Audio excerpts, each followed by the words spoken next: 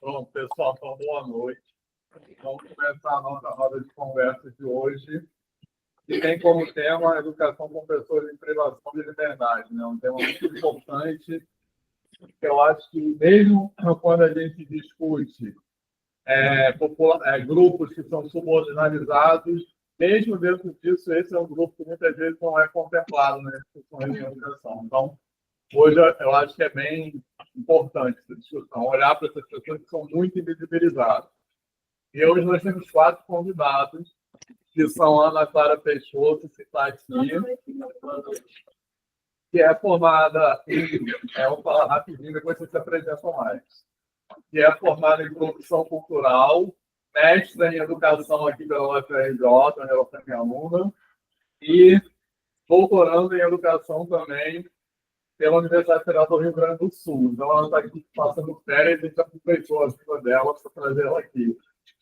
E o Cadu, que está aqui, Carlos Eduardo Santana, que é formado em licenciatura em matemática aqui na UFRJ, mestrando em matemática aqui no nosso programa de mestrando em ensino de matemática aqui na UFRJ também. E, participando remotamente, nós temos a Cláudia Meira, que está ali. Dá um tchau, Cláudia. Que é professora da SEDUC, né, da Rede Estadual de Ensino, professora de matemática e doutora em educação pela UF, pela Universidade Federal Fluminense. E a Vanessa Balbina, que está ali, que é também professora de matemática, atualmente do SESI na Bahia, em Salvador, da Escola SESI em Salvador. Ela é carioca, mas ela está lá em Salvador no momento. Que delícia! Pois é. E ela é mestra em ensino pela UERJ. E que eu também fui da banca dela, também da banca da Ana Clara. É isso. E todos as pessoas, os nossos convidados aqui, têm experiência com nosso tema da discussão hoje, que é educação para pessoas em privação de liberdade. Então, a gente vai começar com a Cláudia, depois a Vanessa, beleza? Pode ser? Só preste atenção no tempo, gente, para a gente poder fazer um intervalo. 19h50. Aí depois a Ana, depois o Cadu. Beleza? Então vai lá, Cláudia, pode começar. Okay. Oi, gente, boa noite. Então, a gente já dispensa muita apresentação, porque o Vitor já nos apresentou. Então, meu nome é Cláudia e eu sou da SEDUC. Hoje, quando a gente fala em educação, SEDUC RJ, né? Quando a gente fala hoje em educação formal para privados de liberdade, quem oferece é a Secretaria Estadual de Educação, é a SEDUC. E eu estive... eu entrei nessa escola, é uma escola prisional, é o Colégio Estadual Anacleto de Medeiros, que ele está localizado dentro do presídio Evaristo de Moraes. Então, é um presídio masculino, a nossa experiência ali foram de 16 anos, eu entrei para o Estado e passou um ano, eu já trabalhava com a EJA e já fui para a unidade prisional justamente porque eu tinha o intuito de fazer uma pesquisa de mestrado. Tive uma história também nessa casa, na UFRJ, com o professor Maurício Kubrusli, e a primeira coisa que ele me orientou: seu negócio é etnomatemática, procura o Getúlio, procura a Cecília Fantinato. E aí eu segui a orientação, né, que na época era o meu orientador. Então, gente, assim, quando a gente fala de trabalhar em um espaço diferenciado, de trabalhar matemática no espaço diferenciado, eu tive um estranhamento muito grande, porque, apesar de estar entrando ali para pesquisar, era um espaço diferenciado. Então, eu precisava ter um olhar diferenciado, eu precisava... porque eu percebia que o meu aluno era diferenciado. Então, primeiro eu precisaria entender aquele espaço como um todo, aquele contexto como um todo. Então, é um presídio masculino que está, não sei se vocês conhecem, mas aí em São Cristóvão. Então, ali o Galpão da Quinta. Então, é um lugar que tem gente que quase que não conhece, que não sabe que ali tem um presídio de regime fechado, masculino, e que E ali dentro tem uma escola. E aí a nossa função ali é oferecer, e depois, rapidinho, de 2015 até 2024, eu passei da sala de aula, eu estive de 2008, do início de 2008 a 2015. De 2015 a 2024, eu assumi a função de diretora. Então, assim, se a gente, eu, pelo menos na época que eu era na faculdade, nenhuma disciplina chamada EJA eu tive, então, quiçá, uma formação para EJA dentro do sistema prisional. Então, assim, eu não tive essa oportunidade que vocês estão tendo, de pelo menos ter alguém que falasse, alguém que estivesse do sistema, alguém, enquanto professor, que dissesse para a gente como é que funciona minimamente. Porque uma atenção, sempre é uma atenção muito grande, porque a segurança, né? São duas secretarias ocupando, são dois corpos ocupando o mesmo espaço, e a gente sabe que isso não dá muito certo. Então, tem a educação e ali questionando sempre aí a segurança. Então, a gente tem as nossas colocações enquanto educadores e a segurança com as colocações dele, e a gente sempre ali incomodando, né? Sempre incomodando, mas precisamos ocupar o nosso espaço ali naquele lugar. Então, nesse lugar que é o nosso colégio, o Anacleto de Medeiros, ali a nossa escola é uma escola que hoje ela comporta 250 alunos no presencial, mas hoje o Rio de Janeiro ele está com 5 escolas fazendo um experimento para o semipresencial. Então, são 5 anos, aí já vamos partir para 6, para um experimento aí que nós não apoiamos muito, mas, segundo a Secretaria de Educação, atende mais alunos, mas aí qual a forma que se atende esses alunos é que é questionável, mas com o semipresencial a gente hoje consegue ter matriculado 480 alunos. A unidade prisional tem 2.500, mas já teve 4.600. Então, o aluno ele vai estudar semipresencial numa cela onde tem 200, mas, na verdade, só cabe 50. Entendeu? Então, assim, o espaço, o lugar onde esse meu aluno precisa aprender, ele é bem diferenciado. Então, da onde eu estou falando? Então, quando eu cheguei ali, enquanto professora de matemática, já pesquisava, já tinha as minhas leituras a respeito de etnomatemática, entendendo que eu também tive muita dificuldade para aprender matemática, todos aqueles traumas, né? Passei por todos eles, e aí depois, enquanto professora, percebi que muitos dos meus alunos ainda traziam esses traumas, e eu quero dizer assim, publicamente, ele não lembra mesmo, o Vitor não deve lembrar de mim, mas eu já fui aluna dele, pois o Vitor tem uma ótima memória, de nome e tudo, uma excelente memória, eu já fui aluna dele, e pensei numa pessoa... Eu lembro sim, Cláudio. Lembra? Lembro. Uma pessoa que eu consegui entender cálculo, gente. Cálculo diferencial. E a forma, eu achei muito engraçado que o Vitor falava assim: como queríamos demonstrar, isso aqui é uma balela, porque é um salto triplo, é um salto de várias coisas que ainda estão acontecendo nesse como queríamos demonstrar. E aí o Vitor foi mostrando para a gente o que é o como queria demonstrar, quantas linhas ainda tinha ali de demonstração. Então, assim, e eu sou muito grata, e aí hoje a gente está se reencontrando aqui, né? Então, assim, o lugar de onde eu estou falando que eu entendo a perspectiva etnomatemática, não como um molde, um modelo de ensinar, uma caixinha, não dessa forma, mas eu entendo que ali para aquele grupo, né, que eu estava trabalhando, a perspectiva ela tem referências que são categorias próprias. Agora eu estou lendo aqui categorias próprias de cada cultura, reconhecendo que é próprio da espécie humana a satisfação e as pulsões de sobrevivência e transcendência, porque estar naquele lugar o interno, o aluno, ele está transcendendo, ele precisa transcender a tudo aquilo, todas as demandas. É por isso que eu tinha um vídeo para mostrar, mas não está rolando. Mas, assim, é um espaço que, na verdade, era ser apenas de privação de liberdade, mas é privação de alimentação, é privação de direitos, o aluno tem que andar o interno tem que andar de cabeça baixa, com a mão para trás, e etc. Então, assim, Então, existem outras privações, privações de questões de higiene, questão de alimentação. Então, e aí como que eu vou exigir que esse aluno me apresente, né, ou se apresente enquanto aluno naquela sala de aula, com aquelas coisas totalmente engessadas? Não há como. Inicialmente, a gente precisa ter o diálogo, precisa conversar. E aí eu entendo que todas essas questões, essas pulsões de sobrevivência e transcendência leva esse aluno a desenvolver modos e maneiras e estilos de explicar, entender, de aprender e de lidar com a realidade dele. Isso aí não sou eu que estou falando, é o professor Ubiratã. E aí coube muito bem para a época para minha pesquisa. Então, eu entendo que os instrumentos que ele cria, ou seja, ele intelectuais ou materiais, então são essenciais para o dia a dia, inclusive para a sala de aula.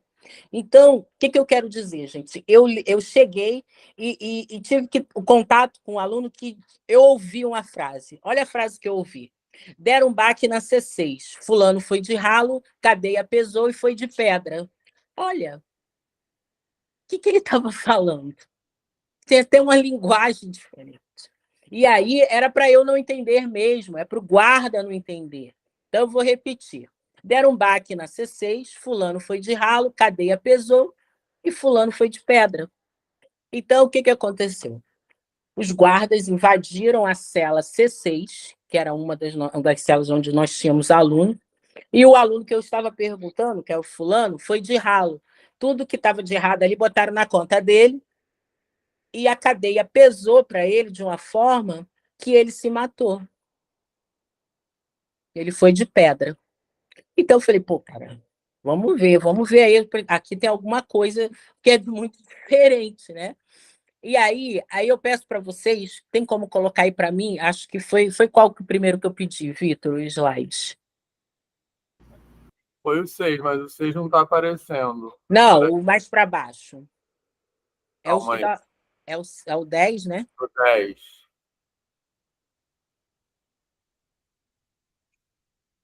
Não, o 11, o próximo. Esse aí é o que eu falo da onde eu tô, é o próximo. Eita, peraí, eu tenho que tirar isso aqui hoje. Rapidinho. Nada. Então, gente, então assim, você começa a entender que você precisa conversar, você precisa entender aquele contexto.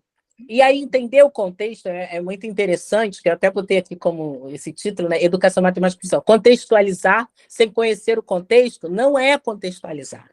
Porque a gente fala muito que precisa contextualizar. Então, tá no modo apresentação, Vitor? Não. É Mas não tem. esse? É esse, é porque o outro eu vou precisar que esteja no modo apresentação, mas não tem problema também se não Ah, tiver. Deixa eu só. não, tá sim, tá. Tá? Então tá O pessoal beleza. tá vendo. É porque você vai precisar apertar teclinha por teclinha no outro. Nesse ainda não. Então, gente, aí eu precisava contextualizar. Então, calcular a pena era algo muito importante. Eu estava com a turma de sexto ano, e aí para eles calcularem o tempo, por exemplo, o cara recebe uma pena de 10 anos, a pena é progressão. É porque assim, a gente está falando muito rápido, mas eu acredito que vocês talvez já tenham feito algumas leituras, e ainda quando a gente vai conversando, acho que a gente vai poder falar um pouquinho mais. Então, o cara ele vai remir a pena dele ele vai ter progressão de pena, não é nem remir. Agora aqui eu estou falando de progressão de pena. Então, ele tem 10 anos. Para ele começar a progredir, por exemplo, do regime totalmente fechado para um regime semiaberto, ele precisa cumprir uma fração da pena dele. Então, saber calcular essa fração era algo muito importante. Era algo que, assim, quem soubesse fazer, como ganhava um din-din. E aí eu começo a apresentar para a minha turma de sexto ano uma situação, problema, que eu falo que Carlos ele foi condenado a 10 anos de reclusão, e para ele progredir de regime, ele precisava calcular um terço desses 10 anos. E aí a gente ali apresentando o teorema, apresentando a forma, em um terço de 10. E aí eu começo a fazer a conta, 10 dividido por 3, caímos numa dízima. Então, até o 10 dividido por 3, eu ainda tinha a galera ainda olhando para mim. Quando a gente caiu na dízima, aí, já encostou na cadeira, baixou a cabeça, fez todo aquele gestual de E aí a gente começa 3 anos e o quê, professora? Porque eu precisava transformar esse zero, essa dízima, em tempo. E aí a gente, quando eu começo a falar, aí já levantam um lá e falam assim, ó, dona Cláudia, tem um senhorzinho lá dentro que faz isso daí muito mais rápido. Eu, opa, como assim? E isso a gente também precisa estar aberto para ouvir, porque a gente não é o dono da verdade. A gente, enquanto professor, né? Hoje comemora-se o nosso dia, a gente precisa entender que a gente é uma troca. Pelo menos sempre foi essa a minha forma, porque assim, o professor de matemática é aquele ser que tudo sabe, que tudo vê, né? Tem tudo um mito, né? E a gente sabe que não é bem assim. E aí tem um senhorzinho que sabe fazer essa conta aí, o professor, ó, infinitamente mais rápido que a da senhora, e ele resolve, porque o que a gente precisa saber, aí é que a gente para pensar, né? O que a gente precisa saber não é o problema, quanto tempo que falta, que ele tem que cumprir de pena para ele progredir? Então, aí fiz todos os trâmites para que na outra aula, que eu tenho que pedir autorização, todo para que essa pessoa viesse. Aí pode passar para o próximo, Vitor, aí só pode passar para o próximo. É, o próximo. Uhum. Aí esse senhorzinho veio, só segura aí um pouquinho. Aí ele disse para mim, aí ele chegou, entreguei a caneta dele, e ele falou assim para mim, ó, sempre faço assim, não fui à escola, não sei fazer as contas como vocês fazem na escola, sei resolver o problema como aprendi aqui, conforme a necessidade. Lembra que a gente falou sobre questões de transcendência e de sobrevivência? E ganham dinheiro fazendo essas contas desse jeito para os outros companheiros. A senhora entendeu? E aí, olha ele me explicando. Vamos lá, Vitor? Está com o teclado aí, Vitor? Vai... Tá. Aí ele falou assim, ó, para mim. São 10 anos, né, professor? Vai apertando aí o tecladinho aí, Vitor. O Enter. Vai dando Enter. Vai dando. Isso. Pode ir. Isso, vai indo. São 10 anos, né, professor? Pode ir. E foram. Aí ele foi fazendo esses pauzinhos lá para mim. Então, 10. São 10 anos. Eu tenho que dividir por 3. Ele dividiu em grupos de 3, tá vendo? E aí ele falou assim: pode continuar, Vitor. Aí tá, até aí, segura. Aí eu falei assim: tá, beleza, até aí eu também fui, porque 10 dividido por 3, ele falou para mim que era desse todo, ele tinha que dividir por 3. Eu falei, beleza, 10 dividido por 3. Juntou os grupinhos de 3, beleza, 3 anos. Aí eu fiquei, e aí esse último aí? Porque foi aonde eu parei, né? Aonde ninguém quis mais me dar atenção. Aí ele, simples, pode ir, Vitor. Mais um. Aí ele, professora, isso aqui é o quê? Aí eu falei, é um ano, né? Então, um ano dividido por 3. Aí eu, um ano? Dá quantos meses? É o 4. Então, por que a senhora não falou logo 3 anos e 4 meses? Fala para mim. Aí a professora, porque assim, por que a senhora não... É isso. Ele tem que cumprir 3 anos e 4 meses. O ano não tem 12? Perceberam que ele mudou a base?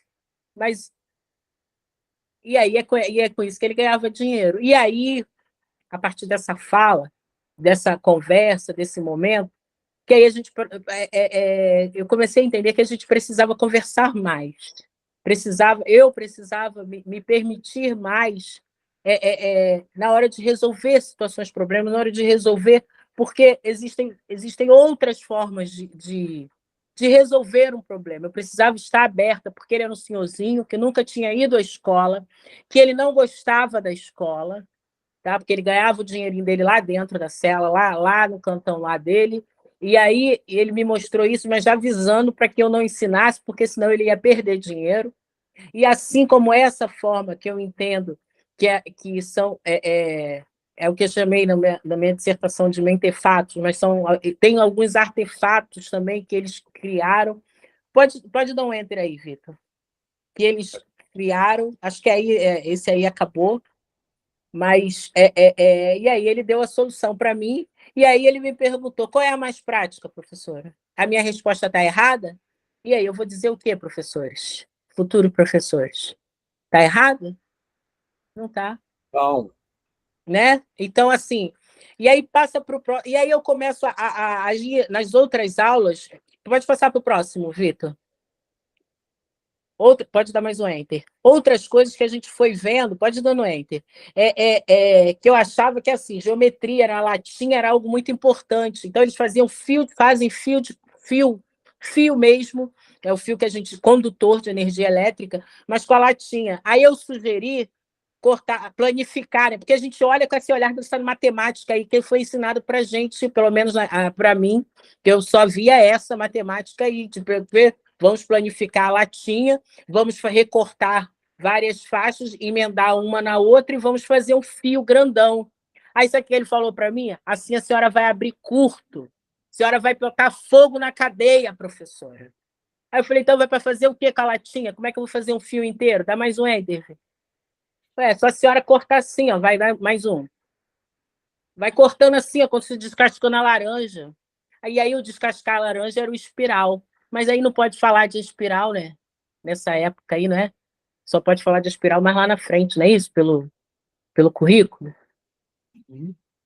E aí eles falaram, vai tacar fogo, professora? Não, a senhora não pode tacar fogo, não posso ficar fazendo emenda no fio. O fio tem que ser inteiro. Então, passa mais dois, mais um. Dá um enter. Isso é um forno que nós levamos para a sala de aula, que eles utilizam lá para fazer, tá vendo, a lâmpada. E aí, assim, as aulas passaram a não ser mais somente de matemática, mas aí foi de física, aí conseguimos juntar inglês, porque aí fizemos um manual para esse bendito desse forno, porque aí e assamos um bolo, tá? Funciona. Funciona. Pode dar mais um enter aí. Aqui, ó, na sala de aula, pode mais um. Um bocal feito com creme dental e funciona. Mais um enter. Próximo. Alguém saberia me dizer o que eu conseguiria fazer com esse tubinho aí de creme dental? Pode dar o enter, Vitor. Alguém sabe, segura. Alguém saberia me dizer o que seria isso na cadeia? Isso é um interruptor. Porque se você reparar, tem um pedacinho de fiozinho de metal, esse fiozinho é um pedacinho de latinha. E aí tem no fundo da tampa do creme dental e tem aqui nessa coisa. Então, quando você junta, você fecha o circuito. Quando você abre, então agora eu já tenho aula de física aí, né? Então, eu tinha aula de matemática, juntei com inglês, e agora eu estou com física, porque energia elétrica, e aí tem que ser separado, tem que ser compartimentado. Dá mais um enter.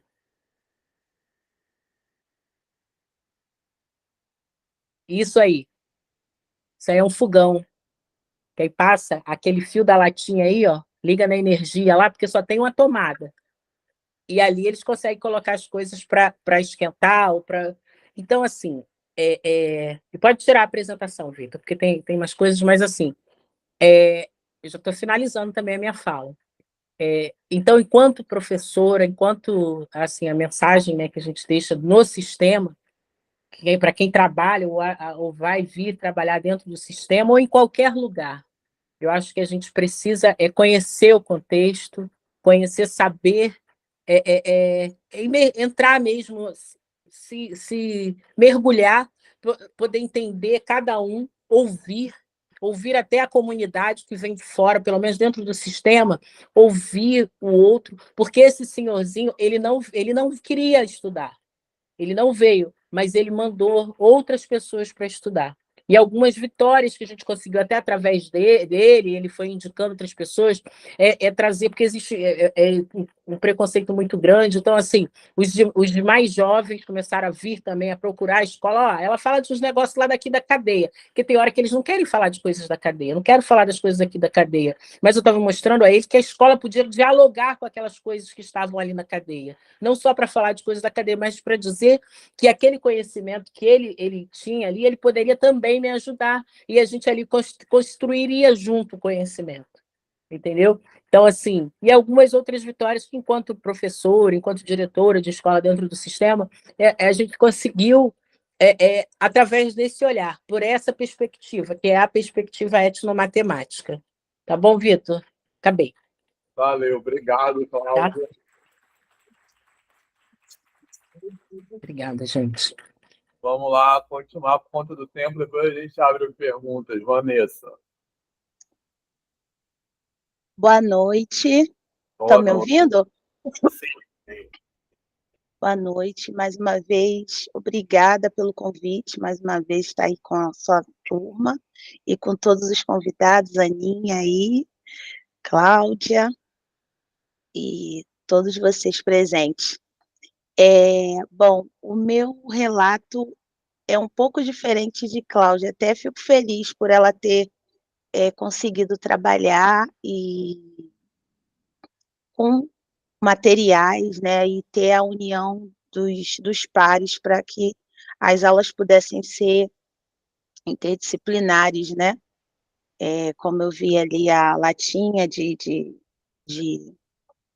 do refrigerante, né, o bolo, enfim, outras coisas mais, muito bom. Eu trabalhei no colégio Carlos Padre Leôncio da Silva, né, que é na Ilha do Governador, ele é na parte de, no caso, eu trabalhei com os meninos, né, na parte dos meninos, que ele é vinculado à diretoria regional de unidades escolares e prisionais e socioeducativas do Departamento Geral de Ações Socioeducativas, que é o DEGASE, e lá eu atuei, algumas coisas eu me via no trabalho de Cláudia, outras não, né? Eu cheguei nessa escola, né, confesso que foi um processo muito difícil, que eu nunca tinha trabalhado numa escola prisional antes, e foi um processo assim bem doloroso, até eu entender a minha importância de estar ali, né, atuando como professora e transformando a vida de muitos ali, né. Quando eu comecei a trabalhar lá, na verdade, como acontece lá, né, nem todos os alunos, cada dia, né, tem um rodízio, porque as salas não suportam todos os alunos. Então, cada dia é um grupo que chega até mim. E como eu dava aula para alguns alunos, por exemplo, se chegar um menino hoje, pode ser que amanhã ele tome soltura, ou daqui a 2 dias, ou daqui a uma semana, ou daqui a um ano, então é muito certo. Então, cumprir um currículo ali é bem difícil, né? E partindo também do pressuposto que os alunos eles têm muita dificuldade na escrita, na leitura, muitos não sabem escrever seu próprio nome. E no decorrer das aulas, eu vi que os conteúdos que eram solicitados por mim para que eu pudesse trabalhar seria inviável, não dava para trabalhar, né? Se eles tinham dificuldade de escrever seu próprio nome, imagine fazer cálculos, contas, né? E aí eu trabalhei uma parte, né? Eu trabalhei com a robótica lá dentro. Eu percebi, ao conversar com alguns, a facilidade e a criatividade deles, e eu passei a trabalhar a robótica lá dentro. Só que, devido eu ser nova, não conhecer o processo, eu tive muita dificuldade também, peguei 2 rebeliões sérias, feias lá dentro, e tive muito medo, né, óbvio, e até entender esse processo eu era muito limitada também na questão dos materiais, então não dava nem para levar, para vocês terem uma ideia, folha de papel. A a Os lápis eram pintados a bundinha do lápis para poder controlar, quando podia levar lápis e folha, depois tinha que recolher tudo, fazer aquela contagem, né. Então, quando eles levavam papel, às vezes acabava eles cegando algum professor de levar algum papel para a cela, eles recebiam comida, né, pronta de fora. E a tampa da marmita de alumínio, eles trabalhavam no chão, né, com essa tampa, e utilizavam para escrever no papel. Então, no decorrer disso, era muita criatividade. Eu percebi que a robótica poderia ser um caminho ali, né, até como meio de transformação para eles, e eu trabalhar o processo, né, o processo de ensino-aprendizagem embutido nos conteúdos que tinham que ser trabalhados, enviados pela Secretaria de Educação. E aí eu comecei a trabalhar com a robótica lá dentro, não era obrigatório, falei com cada um, alguns meio no início não quiseram, outros que aceitaram mais para não ficar no dia da escala de aula, não saía, então muitos aceitavam para poder sair daquele espaço. E aí, aos pouquinhos, né, foi se contaminando o trabalho, eles foram entendendo, porque o objetivo não era eles fazer os cálculos, e sim o processo cognitivo. E aí chegou um momento que teve uma reunião nessa instituição, que ia ter um evento interno de robótica, né. E aí, como eu tinha domínio na área, os outros colegas não tinham, eu aceitei a proposta de ajudar, esse grupo, para que pudesse participar do torneio de robótica interno deles.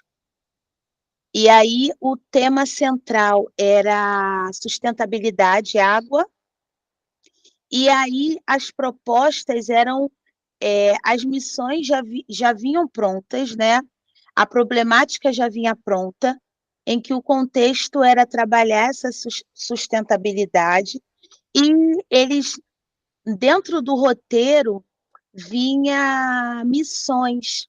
Essas missões eram para trazer um bem-estar dentro daquele ambiente deles, né. Então, tinha missões como, deixa eu ler aqui, por exemplo, a parte das árvores, levar lá ao ponto do ponto indicado do plantio, dar água aos animais, era um espaço muito grande, mas era um espaço que não era favorecido, né, muito escuro, né, enfim. E aí essa proposta da problemática era posicionar, um cano entre a estação de tratamento e a agricultura, então foram 11 missões, essas missões foram pensadas dentro de, uma problemática deles lá, e a gente tinha que fazer esse trabalho num protótipo de Lego, num tapete. Esse tapete tinha todas essas missões, e aí a gente ia pensando, nesse espaço aqui, real deles, né, o que que a gente pode fazer dentro dessa problemática aqui, da água aos animais, como é que a gente podia fazer? E aí eles iam pensando, e eu com o computador, né, tinha um computador do professor, aí tive que ter autorização para poder pegar alguns materiais, as peças de Lego que, foram ofertadas, e aí eu ia pensando junto com eles e eu ia montando,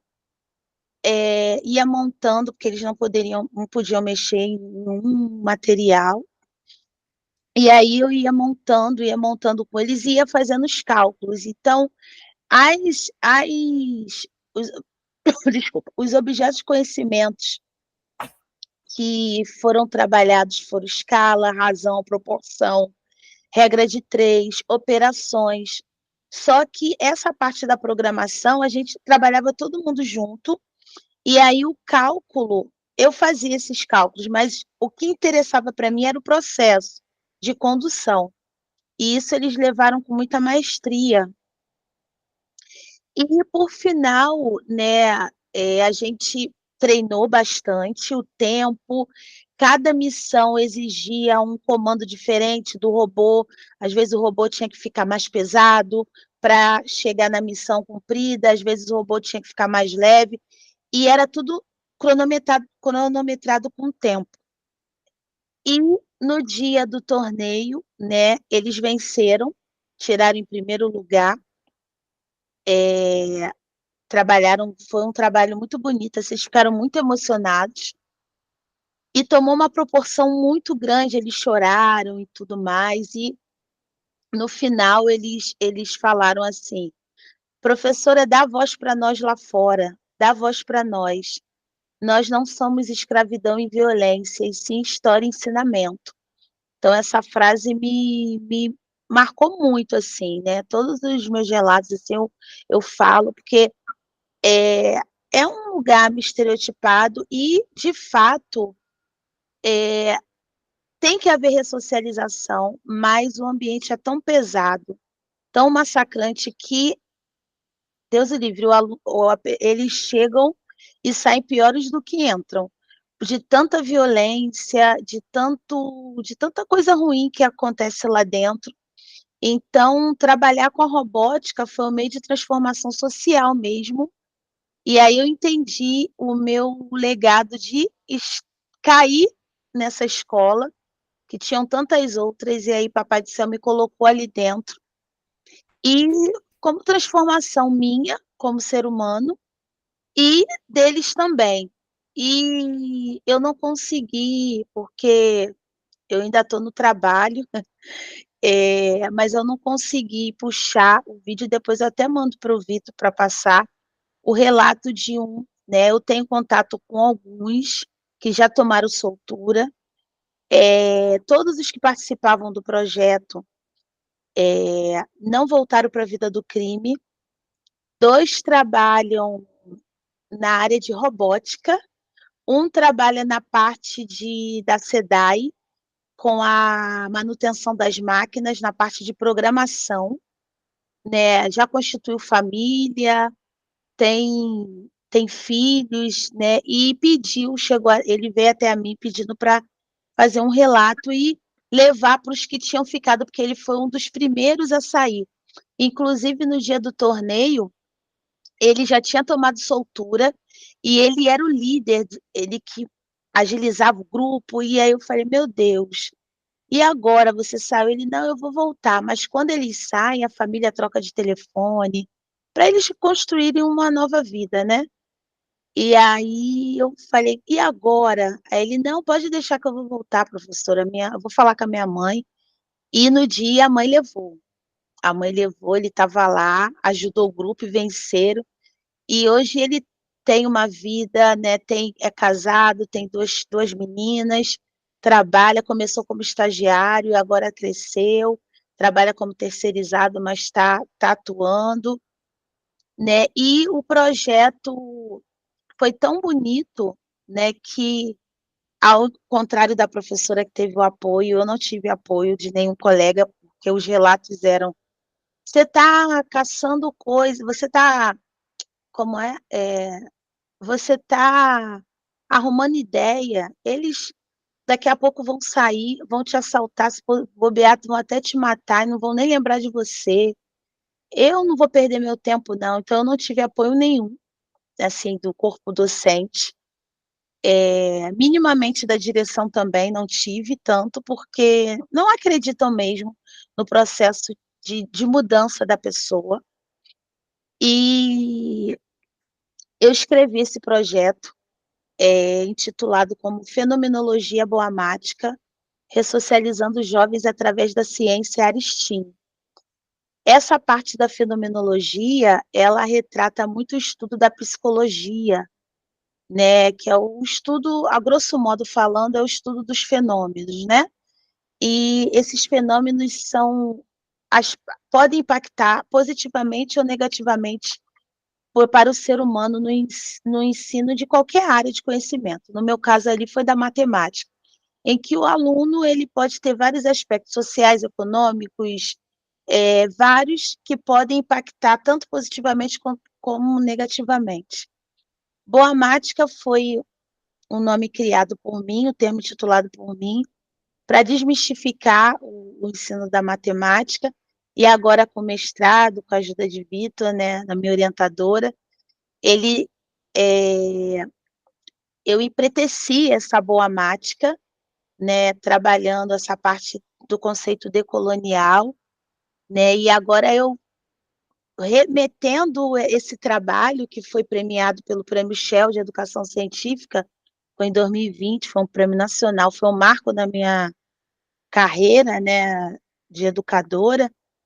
E aí eu vejo que esse trabalho, né, foi uma questão mesmo, como desmistificar e trabalhar a decolonialidade, que é uma ação contrária ao movimento, né. Então, através da escuta, né, através do olhar, então essa parte da decolonização mesmo do ensino. Teve o processo de descolonização, que é o movimento que foi feito, o olhar que eu tive de querer mudança ali, e essa parte da decolonialidade mesmo. Então a Boamática tomou um novo olhar, né, era um foco, mas aí de acordo com estudos, com leitura, com orientações, ela teve esse outro olhar, que eu não tinha antes, né, até por conta de eu não ter tido letramento na minha própria casa, apesar de ser preta, retinta, de comunidade, né, da Vila Aliança, subbairro de Bangu. Então, tinha falas que eu ouvia na minha família, minha avó, minha mãe, mas a gente mesmo não tinha letramento, eu fui criada sem letramento, então, antes tarde do que nunca, né, e agora lendo, vendo esse novo olhar. E Fenomenologia Boamática, ressocializando os jovens através da ciência, que é a área STEAM, que é a área, né, que é ligada à ciência, tecnologia, engenharia, artes e matemática. E aí foi esse trabalho, né, o título do trabalho, e acabou eu não cumpri o conteúdo à risca ali, tradicional, eurocêntrico, né. Mas eu fui muito além, porque, assim, os cálculos eles não fizeram, mas eles estavam ali presentes, mas o principal para mim foi o processo de aprendizagem. Então, foi muito importante, assim, e é um trabalho que eu nunca esqueço, assim, eu não estou lá, mas, assim, a escola foi premiada, e ainda a Shell ainda faz algumas visitações, e vê que o trabalho está em passo de formiguinha menor, mas ainda está tendo esse processo aí. Então, esse que era o legado mesmo, né, não ter a ressocialização e que eles pudessem, sair dali com outro olhar, com outra visão, né, através da ciência, né, esse foi o meu foco. Eu acho que já deu meu tempo.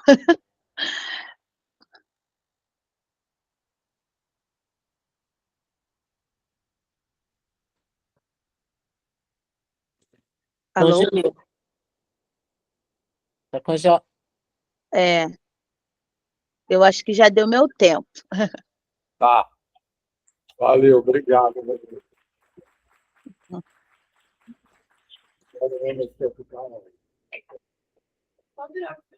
Bota. Quer botar uma cadeira aqui? Vou virar o computador aqui. Tá. Calma aí.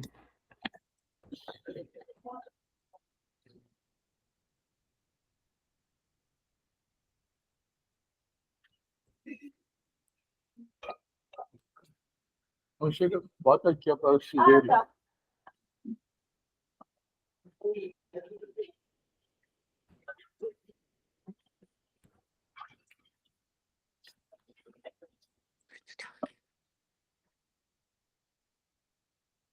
Tá vendo? Deixa eu ver.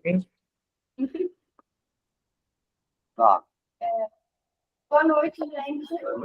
Vou tentar ser o mais rápido possível. De 7h50 intervalo, mas Mas depois a gente continua. uns 9 minutinhos vão passar. Meu nome é Ana Clara, prazer em conhecer vocês. Eu não sou de exatas, eu tenho a minha formação na graduação em produção cultural na UF de Niterói. E desde então eu pesquiso a socioeducação em internação. Agora eu estou doutoranda no programa de educação na Universidade Federal do Rio Grande do Sul. eu queria fazer mais a minha fala no sentido de pensar, tá, por que pensar a privação de liberdade numa turma de matemática, ou de física, ou de química, enfim, por que nas exatas, né? E aí eu acho esse movimento muito interessante, já é o terceiro ano que eu venho aqui falar na aula do professor Vitor, porque a gente tem essa falsa sensação, essa falsa ideia que foi criada de que as exatas elas estão num campo onde elas não discutem com a sociedade. Tipo, então, você tem um movimento muito forte de gente que está dentro das exatas que quer falar sobre isso, quer ter um espaço sobre isso, mas não parece que não tem esse lugar, e aí você cria aquela coisa da isenção, que é uma ideia que é falaciosa, porque a matemática ela pode se apresentar dentro da privação de liberdade, em outros espaços, como se apresentou em uma aula minha, e eu fiquei assim de cara, porque o que é Bhaskara? Não sei. Brincadeira, gente, não sei. Só que aí eu quero antes também falar uma coisa, que hoje a gente estava falando sobre educação em contexto de privação de liberdade, mas eu e a Vanessa estamos falando do segmento da socioeducação. E a Cláudia e o Cadu vão falar do sistema prisional. A gente sabe que a privação de liberdade, sendo a socioeducação ou o cárcere, o presídio ou o degase, no caso onde eu e a Vanessa estamos colocando nossas pesquisas, né? Tem similaridade. Muita gente, num discurso, fala que a socioeducação é uma preparação para o presídio, né? Que o menino sai de lá, da JLA, que é uma escola, e já vai para Bangu. Né? Tem esse discurso que é muito forte. Só que a gente tem que ter cuidado para não olhar também para as questões de um mesmo prisma, porque a gente tem aí o ECA e outros regulamentos que estão presentes na nossa educação que não fazem referência ao Código Penal, né? Que é uma outra coisa do sistema prisional. Sabe o que é? O Estatuto da Criança e do Adolescente, é o que rege a socioeducação. E aí eu gosto de pensar nessa introdução, porque a gente não leva da mesma forma as duas coisas, já que a gente teve muita luta de movimento social e de muita gente, movimentos sociais de muita gente, para conseguir garantir direito para esses corpos que estão, de um modo geral, tanto na socioeducação e internação como no sistema prisional, presos, né? E aí eu já me coloco também nesse lugar, eu sou abolicionista, eu não acredito na privação de liberdade. É um ponto de vista que eu defendo na minha pesquisa desde a graduação até agora, e acho importante também colocar isso para vocês saberem de que ponto eu estou falando.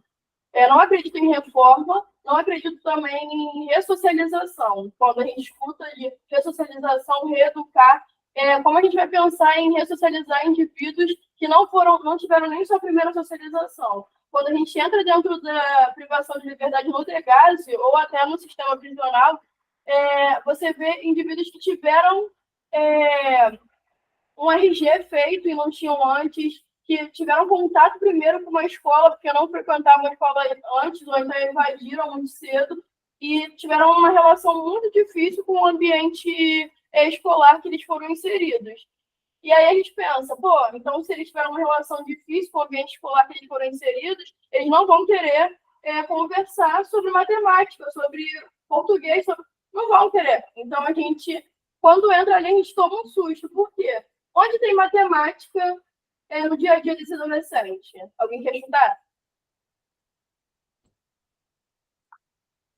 Onde eles têm que fazer conta? Por que esse adolescente está no degase?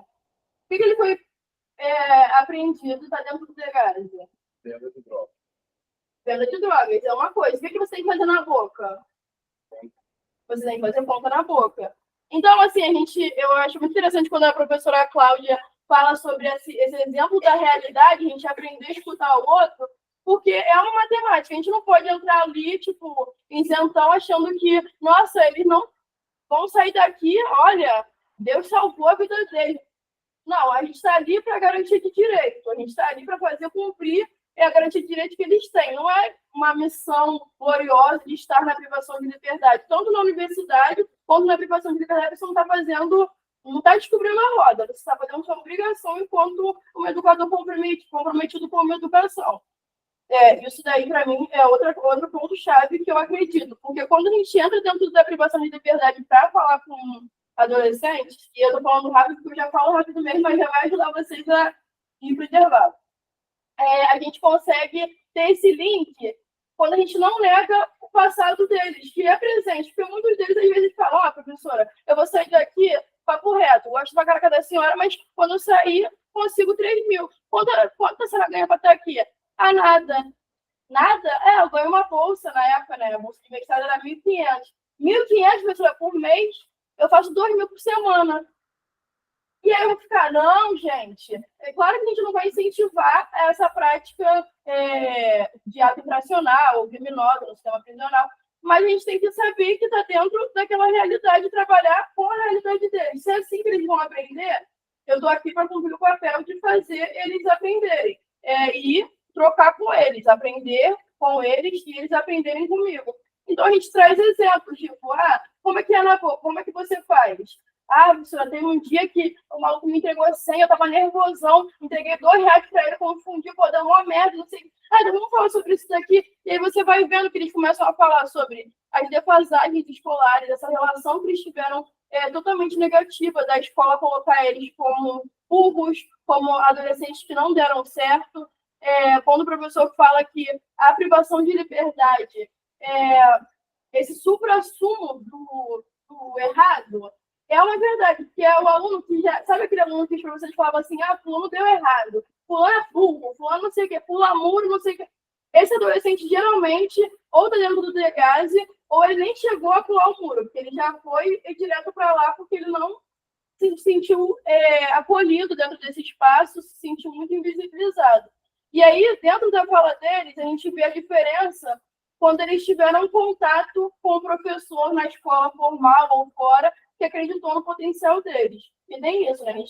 Quando a gente encontra figuras, não sei como foi para vocês, mas na minha trajetória acadêmica, eu sou de Santa Cruz, sempre estudei em escola pública, tive muitos problemas na escola, e aí eu tive professores que acreditaram. Não foi a estrutura escolar que fez a diferença para mim, foram professores que acreditaram. E aí, às vezes, eles trazem essas memórias, tipo, professora, sabia que eu queria fazer engenharia? Eu queria fazer matemática, eu sempre fui bom com número, mas entrou letra e já não sabia mais nada, não conseguia fazer nada. E aí você começa a resgatar aquilo ali, que também tem relação direta com o que eu penso muito também na minha pesquisa, que é a autoestima, a questão dos sonhos, né? Porque é isso que o capitalismo ele faz. Ele vai apagando os sonhos, apagando a autoestima desses indivíduos, desses jovens, que tanto no sistema socioeducativo quanto no prisional tem cor, tem lugar, você não vê um filho de papai no Degase, se você vê um garoto que vai ter ali uma lição, vai sair menos de uma semana, e aí sempre aquele garoto ali é como se ele fosse um problema, como se a questão tivesse, vamos prender aqui, tá tudo certo. Sendo que eles só são a folha de uma raiz que a gente bem sabe que é da desigualdade social, que está presente no nosso estado, como também está presente em todo o país. Tanto que quando eu fui para o Sul, o Degase, ele é só aqui no Rio de Janeiro, né? A socioeducação, ela é governamental do estado, né? Então, cada estado vai ter a sua autonomia para resolver a socioeducação. E lá é a FASE, o nome é uma fundação que faz esse papel. E aí, para terminar, só para vocês entenderem, quando eu estive na FASE, o mesmo discurso que você vê no Degase é o que você vê na FASE também.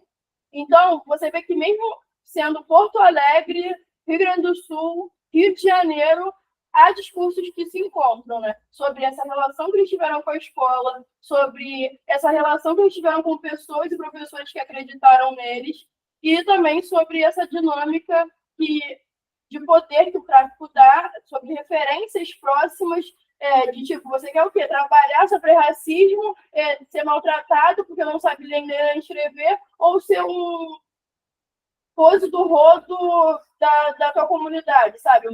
Sexo, mulheres ou drogas.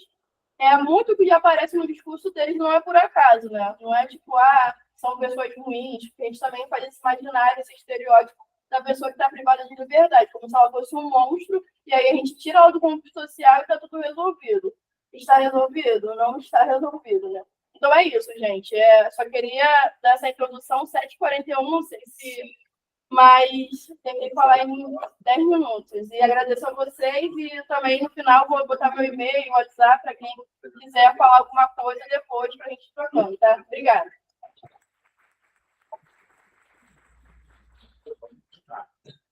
Vou só ficar um pouco afastado para eu ver o que está aparecendo. Tá. Calma aí. Vou começando, tá, Vitor? Tá. Gente, boa noite para todo mundo. Eu sou o Cadu. Eu fui aluno aqui da UFRJ, né, da licenciatura em matemática aqui, e também agora do aluno do BMAT, que é o programa de pós-graduação aqui de ensino da matemática, tá? E aí, o tema, hoje eu vim apresentar para vocês um pouquinho do que eu venho pesquisando, tá? Acho que foi muito bom ouvir as meninas, porque elas têm uma visão, quem está vivendo aquilo ali, né? Elas tiveram presenciar. Eu ainda não cheguei nessa fase da minha pesquisa. Então, vou apresentar para vocês o que eu tenho do ponto de vista do que eu tenho lido a respeito desse tema. Tá? O tema da minha dissertação é reflexões interseccionais sobre as relações de pessoas que são LGBTs que estão privadas de liberdade com a matemática. Então, é pensar de que maneira essas pessoas, de que maneira a matemática pode contribuir na vida dessas pessoas, tá? Deixa eu falar um pouquinho sobre isso. E aí, eu queria falar um pouquinho sobre a minha trajetória, principalmente dentro da licenciatura, tá? Porque, assim como a Ana Clara falou, eu também fui um aluno de escola pública, também fui da licenciatura noturna, e a graduação, para mim, foi um momento muito traumático, assim. Eu não era um aluno bom, eu não era um aluno com notas excepcionais. Nos meus primeiros períodos, principalmente, foi, assim, algo muito difícil para mim, porque eu sofri um choque de realidade muito grande, do ponto de vista acadêmico mesmo, né? Então, eu acredito, eu trouxe essa fala para vocês entenderem da importância de resistir aqui, sabe? Porque eu sinto que existe uma movimentação até política, assim, para fazer com que a gente acredite que esse espaço não é nosso. Principalmente da gente que vem de origem de escola pública, de favela, que é a minha origem. Então, por muito tempo, por muitos períodos, eu fiquei aqui sem saber exatamente o que eu estava fazendo, porque para mim foi muito difícil, até para lidar com essa autoestima mesmo, de ficar reprovando nas matérias, de estudar, às vezes, no mínimo de tempo que eu tinha e não conseguir o resultado que eu precisava. Então, o que eu quero dizer para vocês isso passa, tá? As coisas elas vão avançar. Pode parecer que não, talvez seu tempo vai ser diferente do seu amigo que está num lugar diferente do seu, mas isso passa. E eu queria muito que alguém tivesse falado isso para mim nesse momento, né? Quando eu estava fazendo, por exemplo, matemática na escola, que foi uma disciplina que eu fiz, e a única que eu fiz com Vitor geral. Mas eu senti, às vezes a gente precisa dessas pessoas na nossa vida para olhar para a gente e falar que a gente vai avançar. Pode demorar um tempo maior, mas a gente vai conseguir. E é isso, resistam, tá? Pode passar. Então, o objetivo do meu trabalho é investigar qual é ou pode ser o impacto da educação matemática na vida de pessoas que são LGBTs e estão privadas de liberdade, principalmente num presídio que é exclusivo para receber esse tipo de população. Então, a minha pesquisa vai ocorrer, na verdade, dentro de um presídio que é exclusivo para receber a população LGBT, tá bom? Pode passar. Ah, tá. Hoje, no sistema prisional, pessoal, um dos maiores problemas é a questão das superlotações. A gente tem no Brasil um déficit muito grande. Assim. A gente tem cerca de 643 mil presos. Esse número muda porque tem a questão do regime, né? Então, uma hora a galera sai, outra hora o pessoal entra. Mas a gente tem um déficit de 155 mil vagas. Então, existe muita gente para atender e pouco espaço. Só que essa questão das superlotações, dos presídios, elas vão além dessa limitação física. Algumas coisas são comprometidas, por exemplo, a questão das políticas públicas. Então, as pessoas elas têm dificuldade de assegurar os direitos que são necessários, independente do lugar onde elas estejam. Então, existe essa dificuldade da assistência médica, jurídica, educacional. A gente viu aí nossa colega falando sobre a dificuldade de ter um lugar para comportar as pessoas, para ter uma educação de qualidade. Então, essas políticas públicas elas são comprometidas. E no caso das pessoas LGBTs, essa dificuldade ela vai além dessas limitações, né? Porque essas pessoas elas não conseguem fazer com que os seus corpos sejam aceitos, né? Então, essas pessoas elas estão num lugar heteronormativo e muitas vezes têm seus direitos de exercer sua própria identidade negado. Então, a questão da violência perpassa muito por essa população LGBT dentro das prisões, porque elas sofrem violência sexual, violência moral, e por muitas vezes elas precisam camuflar quem elas são de verdade para conseguir minimamente sobreviver nesse espaço, tá bom? E aí, foi isso que eu falei, o cenário de violência e essas dificuldades de implementação de políticas públicas. Então, tem essa dificuldade de reconhecimento das pessoas pela identidade, pela identidade de gênero que elas têm, a questão da hormonização, do corte de cabelo, enfim, tem várias camadas que essas pessoas elas são atravessadas para além das dificuldades que já existem dentro das prisões. Então, isso é muito importante, a gente que é uma certa... são duplamente violentadas, né? Porque tem essa ideia, tem essa violência, esse sofrimento que as pessoas passam ali dentro. E aí, para além disso, tem essa questão da violência LGBT contra as pessoas, tá bom? E aí, dentro desse cenário, existem alas específicas dentro das prisões para receber essas pessoas. Só que, ainda assim, essas alas, elas não reparam os problemas que existem. Porque as alas ainda continuam dentro de espaços que são heteronormativos, que são regidos por pessoas que disseminam ódio contra essa população dentro e fora das prisões, né? Então, essas alas, ainda que são medidas meio que paliativas, né? Mas, de certa forma, isso não resolve o problema. E aí, nessa ideia, em 2021, foi criado um primeiro presídio para receber a população LGBT. Esse presídio fica... Isso aqui são a resolução de 15 de abril, que determina o reconhecimento dessas pessoas dentro das prisões, tá? Não vou ler, não, mas depois o Vitor pode até disponibilizar o material, tá bom? Mas, falando um pouquinho desse presídio em Viana, que é um presídio específico para receber essa população, ele foi criado nessa tentativa de reduzir a violência, e aí eu tive uma reunião com o diretor do presídio semana passada, no retorno do intervalo a gente pode falar um pouquinho mais sobre isso, mas os casos de violência dentro das prisões, ao juntar essas pessoas que têm semelhanças e pensar em políticas especializadas para essas pessoas, ajudou muito a reduzir os casos de violência e a gente consegue desenvolver outras atividades, outras oficinas mesmo, que fazem com que essas pessoas sejam reconhecidas de maneira digna dentro desse espaço. Tá bom? Pode passar. Ah, tá. Isso aqui são... E aí, falando um pouquinho de educação, se a gente fizer um recorte histórico, inicialmente a ideia de educação na prisão ela era algo um pouco... Era resolvido por iniciativas religiosas. Então, as pessoas, um grupo da igreja vai lá, faz uma atividade e tal. Isso foi ganhando forma. O Rio de Janeiro foi um dos pioneiros a entrar com a educação dentro das prisões. Mas, ainda que existem leis que garantam a educação dentro das prisões, isso não é convertido de maneira real. Assim. A gente tem muita dificuldade, de acordo com as pesquisas, que ainda não vi isso, mas, de fato, principalmente concordando até com o discurso das minhas colegas, é que é realmente difícil você implementar políticas educacionais dentro do presídio por vários desses fatores, tá bom? E aí, eu queria que a gente pensasse um pouquinho sobre qual é o papel da educação real, tá? Porque existe uma certa distância entre o que é garantido por lei e o que as pessoas têm vivido de verdade. Então, pensar enquanto educadores qual é o papel da educação dentro de um contexto institucional, né? Para além da ressocialização. Porque a gente precisa pensar, enquanto educadores de matemática, e a gente pode pensar nisso também, qual é o papel da matemática nesse lugar, porque a matemática, eu sinto que, enquanto professor de matemática, a gente se isenta um pouco dessas questões sociais, né? Parece que a gente está em outro lugar. Então, isso não é comigo, eu falo de números e tudo mais, mas a matemática em si, ela pode ser... Não vou colocar a gente também como um grande realizador de de mudanças, mas nós temos que se colocar, enquanto educadores de matemática, pelo menos eu penso assim, como aliados a esse processo de mudança mesmo.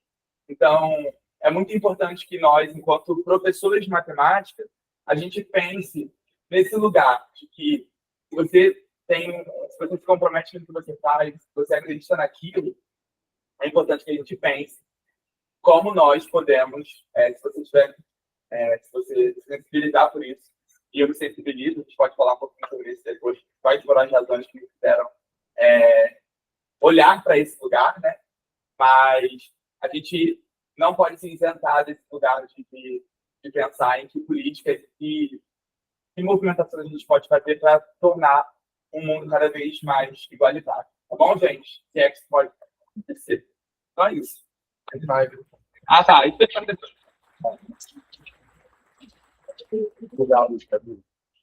Tentei falar mais rápido. Foi ótimo. Então, pessoal, agora intervalo 15 minutos e a gente continua.